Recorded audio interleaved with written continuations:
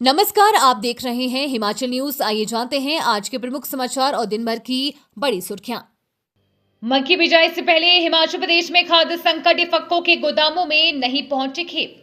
खरीफ season में मक्की बिजाई शुरू होने से पहले ही किसानों के सामने खाद्य संकट गहरा गया है।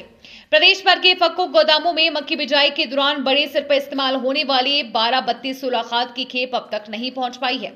इससे किसानों की चिंता बढ़ गई है। हर बार जून के मध्य से मक्की की पारंपरिक बिजाई का कार्य तेज होता जाता है। प्रदेश के विभिन्न हिस्सों में बारिश के बाद जमीन में नमी भी पर्याप्त मात्रा में है।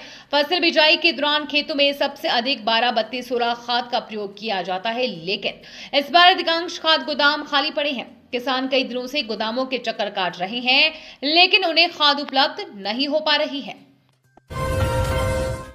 हिमाचल, बोथरो और कैनियों में डीजल मिलना बंद, किसानों बागवानों के खेती बाड़ी कार्य प्रभावित, जाने क्या बोले। केंद्र सरकार के निर्देशों के बाद पेट्रोल पंप संचालकों ने कैनियों और बोतलों में डीजल देना बंद कर दिया है।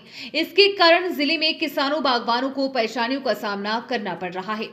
डीजल न मिलने के कारण खेतों में जुताई, स्प्रे, घास कटाई और अन्य कृषि कार्य प्रभावित हो रहे हैं।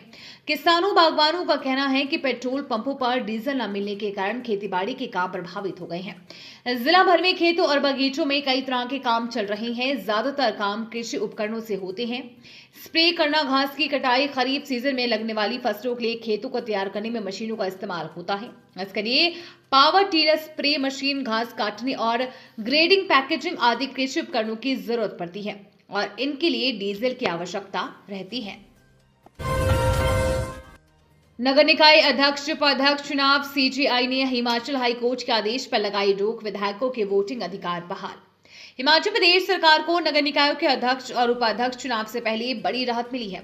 मुख्य न्यायाधीश की अध्यक्षता वाली सुप्रीम कोर्ट की पीठ ने हिमाचल हाई कोर्ट के उस अंतरिम आदेश पर रोक लगा दी है, जिसमें विधायकों को नगर निगम, नगर परिषद और नगर पंचायतों के अध्यक्ष एवं उपाध्यक्ष चुनाव में मतदान करने से रोका गया था। राज्य सरकार ने हाईकोर्ट के 4 जून के आदेश को चुनौती देते हुए सुप्रीम कोर्ट में विशेष अनुमति याचिका दायर की थी। सरकार का तर्क था कि संबंधित कानून के तहत स्थानीय निकायों में पदेन सदस्य के रूप में विधायकों को मतदान का अधिकार प्राप्त है और उन्हें इस अधिकार से वंचित नहीं किया जा सकता।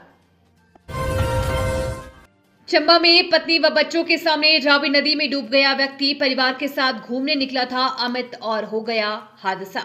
हिमाचल प्रदेश के चंबा में एक दर्दनाक हादसा पेश आया है। चंबा शहर के बालू कस्बे के समीप परिवार के साथ सैर सपाटे पर निकला व्यक्ति नदी में नहाने उतरा था, लेकिन पांव फिसलने से वह तेज बहाव की चपेट में आ गया और देखते ही देखते बह गया।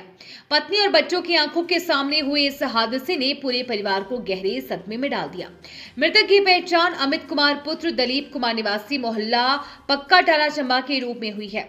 अमित कुमार पॉलिटेक्निकल कॉलेज में सफाई कर्मी के पद पर कार्यरत था। हिमाचल के नूरपुर में अंतर्राज्यीय ड्रग नेटवर्क का पर्दाफाश, 43.56 ग्राम चिट्टे के साथ 2 गिरफ्तार।